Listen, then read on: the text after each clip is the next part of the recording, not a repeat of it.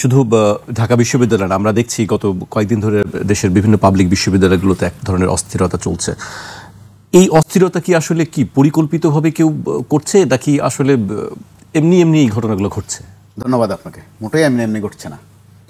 বাতাসের একটা বিষয় আছে, কোথাকার বাতাস কোথায় গড়ায়, কোন ফরম্যাটে গড়ায়।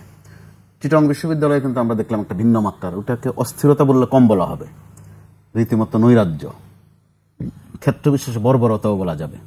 বিভিন্ন বিশ্ববিদ্যালয় এলাকায় এই বিভেদগুলো আছে। স্থানীয় কৃষি বিশ্ববিদ্যালয়ে দেখছি আমরা, ময়মনসিংহ কৃষি বিশ্ববিদ্যালয়ে ভিন্ন একটা প্রেক্ষিতে, রাজশাহীতে চলছে, জাহাঙ্গীরনগরের ভিতরের অবস্থাও ভালো না, খুলনায় ভালো অবস্থা যাচ্ছে না। একটা বিষয় কিন্তু ফয়সালা হয়েও হলো না শেষ পর্যন্ত, গোলমালটা ওখানে। বিতর্ক ছিল যে ছাত্র রাজনীতি থাকবে কি থাকবে না, এই প্রশ্ন কেন আসলো সামনে? তো রাজনীতি যদি থাকবে, ছাত্র রাজনীতি থাকবে না কেন? আবার ছাত্র রাজনীতি যখন থাকবে, শ্রমিক রাজনীতি বা থাকবে না কেন?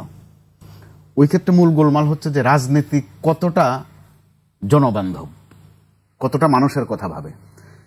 ধরুন ছাত্রদল, তারা বিএনপির সিদ্ধান্তের বাইরে যাবে না, এটাই তারা, এই প্রথা বা এই চর্চাতেই তারা অভ্যস্ত।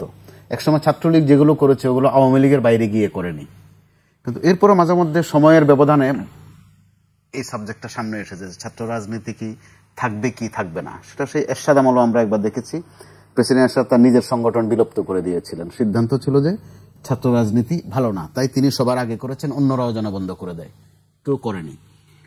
আসলে এখানে ছাত্র রাজনীতি নির্দোষ, ছাত্ররাও নির্দোষ, মূল গোলমাল হচ্ছে রাজনীতিতে। এত কিছুর মধ্যে যেটা একটা আশাবাদের বিষয় ছিল, অভিভাবকের জায়গা থেকে আমরা যেটা দেখি, আমরা কেউই চাই না যে আমাদের সন্তানটা রাজনীতিতে যাক। এটা এক ধরনের একটা বীতশ্রদ্ধা ভাব অথবা একটা ঘৃণা বলতে পারেন। এটা কিন্তু মনের সুখে না, নানান ঘটনার প্রেক্ষিতে 24-এর আন্দোলনের মধ্য দিয়ে এটা সেটা মোটামুটি কিন্তু একটা ফয়সালার দিকে যাচ্ছিল, যে ছাত্রদের মধ্যে মেধাবী আছে, সৎ আছে, সাহসী আছে, দেশপ্রেমিকও আছে তারা।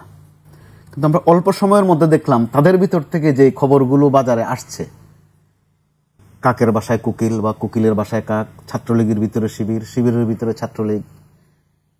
এরপরে যদি এটা একটা বুঝ দেওয়ার চেষ্টা করেন যে উত্তাল মুহূর্তে এরকম কিছু ঘটেই থাকতে পারে, ঘটেই থাকতে পারে এক জিনিস, আর 24 কিন্তু ভিন্ন জিনিস। 24 মোটামুটি একটা ফয়সালার জায়গা। তো ওই ফয়সালার জায়গায় এসে যেটা পারত একদম ভ্যানগার্ডের মতো বা ফ্রন্টলাইনার হিসাবে আমাদের বৈষম্য বিরোধী ছাত্ররা, তাদের একটা জোরালো বক্তব্য ছিল যে তারা লেজুর ভিত্তি করবে না। এটা বড় বাজে জিনিস, লেজুর ভিত্তির কারণে ছাত্র সংগঠনগুলো আজে বাজে কাজ করে, যুক্তি আছে। অল্প সময়ের মধ্যে দেখা গেল তারাও লেজ হয়ে গেল, তাদেরও একটা মাথা গজালো কিন্তু এনসিপি যেটা। তো এখন যতই বলা হোক যে না আমরা তো ওইটার সাথে নাই, এটা ছাত্রলীগও মাঝে মধ্যে বলতো যে আমরা আওয়ামী লীগের অঙ্গ সংগঠন না।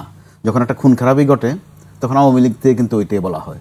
আবার যখন উৎসাহ দেওয়ার প্রশ্ন আসে তখন দেখা গেছে শেখ হাসিনাও ছাত্রলীগের মধ্যে তার নামটা রাখতে পারলে তিনি ধন্য হন। এই যে একটা গোজামিল মানুষের সাথে, 24 কিন্তু ওটা মুছে দিতে পারত। বা এখনো আমি মনে করি যে সুযোগ একদম বরবাদ হয়ে গেছে, ওই রকম নয়। রিফাত অনেকগুলো তথ্যও দিয়েছে, সাহস করে কথা বলার লোক দরকার আছে। আমরা অনেক সময় বলি না, কিন্তু বাস্তবতা হচ্ছে রিফাত না বললেও, আপনি আমি না বললেও কোনো কথাই এখন আর না বলা থাকে না। তো এই ছাত্রদের মধ্যে অভিভাবকত্বের একটা প্রশ্ন আছে, তারা কিন্তু অনেকটাই অভিভাবকহীন। তো আবার বাস্তবতা হচ্ছে প্রধান উপদেষ্টা যেখানে স্বয়ং তাদেরকেই বলেছেন তারা ওনার অভিভাবক, নিয়োগকর্তা। তো নিয়োগকর্তা কিন্তু এক ধরনের বস অথবা অভিভাবক। তো অভিভাবকত্বের জায়গাটা ব্যাপক শূন্যতা, আপনি খেয়াল করে দেখুন, যে ডাক দোহাই দেয়া যেটাকে বলে, সংবরণ করতে দেয়া। আমরা বলি বা বাজারে ব্যাপক প্রচারিত যে প্রধান উপদেষ্টা অথবা এই সরকারের কয়েকজন আছেন, তারা তাদের অত্যন্ত হিতাকাঙ্ক্ষী, মঙ্গল কামনা করেন। ওইটা আরও একটু সাসাসিলাভাবে বলতে গিয়ে বলে যে তারা কিংস পার্টি।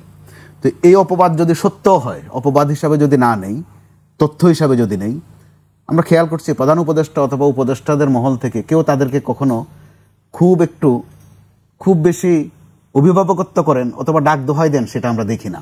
বরং গত সপ্তাহের ঘটনা, যেটা খেয়াল করবার মতো বিষয়, আমি গণমাধ্যমের জায়গা থেকে খেয়াল করেছি, তাদেরই বড় ভাই একজন পাটোয়ারি সাহেব নানান কথা বললেন। কক্সবাজার গেলে এক ধরনের বলেন সালাউদ্দিন সাহেবকে কেন্দ্র করে, নেত্রকোনা গেলে আরেক ধরনের বলেন বাবর সাহেবকে কেন্দ্র করে, পল্টন এলাকায় সমাবেশ হলে বিএনপির দিকে ফোকাস করে তারা কিছু একটা বলেন। এগুলো এক ধরনের সাফল্য বলা যায়, চাতুরি চালাকি না হলো মেধার স্বাক্ষর আছে। তো বলতে বলতে গিয়ে দেখা গেল যে সেনাবাহিনী সম্পর্কেও বলে ফেললেন। গণমাধ্যম কর্মী হিসেবে আমরা কিন্তু অপেক্ষায় ছিলাম ওই দিনটাতে, যে কথাগুলো কিন্তু অত্যন্ত আক্রমণাত্মক। বরং ওই সময় আমরা একজন অভিভাবক দেখলাম, সেটা হচ্ছে সেনাপ্রধান। 1-2 দিন পরে তিনি বললেন যে এরা বয়সে ছোট, বয়স আরো হলে তারা ভুল বুঝবে। এটাকে বলে অভিভাবক, যে ডাক দোহাই দেয়া, পরামর্শ দেয়া। পরবর্তী তাদের দিক থেকেও সম্ভবত সরি বলা হয়েছে। তো এই কালচারটাও ভালো, সরি বলার কালচার, কাছে যাওয়া, সংস্পর্শ নেয়া, সেই সাথে আগের দিনের কথা মনে করা। এই রিফাত সহ যারা আছেন বা আপনার সিনিয়র যারা আছেন, 24-এর ওই আন্দোলনে ব্যর্থ হলে মৃত্যু ছাড়া এই ছেলেগুলোর কোনো পথ ছিল না, অথবা মৃত্যু জেনেই কিন্তু অনেকে এই রাস্তায় আসছে। দেখা গেল অভিভাবক না থাকাতে তাদেরকে যেমন নিরাপত্তা দেওয়ার জায়গাটাও শূন্যতা। এখন আমরা কিন্তু দেখছি সর্বশেষ নুরুর উপর যেটা হলো, এটাও কিন্তু এক ধরনের অভিভাবকহীনতার একটা ছাপ। তো এই জায়গা থেকে তাদেরও শিক্ষা নেওয়ার বিষয় আছে। কি শিক্ষা? যে একটা আন্দোলনের শিক্ষা, সময়ের চাহিদা তারা মেটাতে পেরেছে। যে যত সমালোচনা এখন তাদের করুক, তারা আন্দোলনের ওই যোগানটা দিতে পেরেছে। কিন্তু যখনই রাজনীতির প্রশ্নে আসলো, প্রতিনিয়ত প্রতিক্ষণ দেখা যাচ্ছে তারা ব্যর্থতার পরিচয় দিচ্ছে। এটাও কিন্তু অভিজ্ঞতার অভাব। আবার যদি অভিভাবক থাকতো, হয়তো অভিজ্ঞতা শেয়ার করতে পারতো তারা এখন দেখা যাচ্ছে যে প্রতিনিয়ত, যেহেতু আওয়ামী লীগ মাঠে নাই, কিন্তু তারপরে ভার্চুয়ালি আওয়ামী লীগের বিরুদ্ধে তাদের একটা অবস্থান আছে, নিতে হয়। আওয়ামী লীগের একটা আতঙ্ক তাদের মধ্যে কাজ করে। একইভাবে তারা বিএনপির বিরুদ্ধেও কিন্তু এখন প্রকাশ্যে মাঠে আছে। আবার প্রকাশ্যে, যেটা গত কয়দিন ছিল সন্দেহের মধ্যে, গত 2-3 দিন দেখা যাচ্ছে জামাতের সাথেও তাদের একটা ভালো যোগাযোগ, অথবা সমর্থন, অথবা সহমত ভাই যেটারে বলে। কি প্রশ্নে? সেটা হচ্ছে জাতীয় রাজনীতির প্রশ্নে। কিন্তু আপনি খেয়াল করে দেখুন, ওখানে শিক্ষাঙ্গন ভিত্তিক রাজনীতির কিন্তু কোনো উপাদান নাই। এটা তো একটা সুযোগ, বিশাল সুযোগ। এই ছাত্র সংসদ নির্বাচনগুলোর মধ্য দিয়ে তাদের কিন্তু একটা ড্রাই রান হতে পারতো, যেটাকে আমরা প্রস্তুতি বলি বা মহড়া বলি, ওটা হতে পারতো। কিন্তু ওই সুযোগটাও যে বরবাদ হয়ে যাচ্ছে না কিন্তু আমরা দেখছি। আর বড় দলগুলো, এটা একদম প্রমাণিত, একদম মূল দলও ছাত্রদেরকে আদর করে কাছে নেয়, টেন্ডারের জন্য পাঠায়, চাঁদার জন্যও পাঠায়, মাঝে মধ্যে খুব বিশ্বস্ত জায়গায় বিয়ে শাদিও করাইয়া দেয়। কিন্তু তারা সুন্দর একটা রাজনীতির মধ্যে তাদের একটা উত্থান ঘটুক এটা চায় না। এমনকি একটু শেষ করি আমি, শিক্ষকরাও চান না। 15-16 বছর শিক্ষকদের কিন্তু শিক্ষক সমিতি নির্বাচনগুলো সুন্দর মতো হয়েছে, সিনেট নির্বাচনও হয়েছে, সিন্ডিকেট নির্বাচন, কর্মচারীদের নির্বাচন ঠিকঠাক মতো হয়েছে। ওখানে আবার ছাত্রদেরকে তারা কিন্তু খুব কাজে লাগিয়েছেন। ছাত্ররা এই পক্ষে ওই পক্ষে কাজ করেছে, লাঠিয়াল হিসাবে, মস্তান হিসাবে।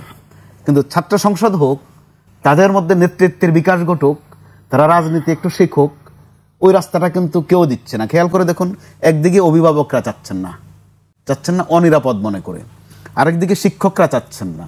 আবার তারা যাদের লেজ ধরে সামনে আগান, ওই মাথাওয়ালারাও কিন্তু চাচ্ছেন না যে তারা রাজনীতিতে আসুক। এটা তাদের জন্য একটা দুর্ভাগ্য। আর আমাদের জন্য শুধুই আফসোস করা, যে কারণে ডাকসু সহ ছাত্র সংসদগুলো নিয়ে যে উচ্ছ্বাসটার মধ্যে আমরা ছিলাম, উচ্ছ্বাসটা কিন্তু এর মধ্যে নাই, বরং এর মধ্যে কিন্তু একটা উদ্বেগ যোগ হয়েছে। আগামী দিন থেকে কি হয়, চিটাগংয়ের যে ফুটেজগুলো বেশিক্ষণ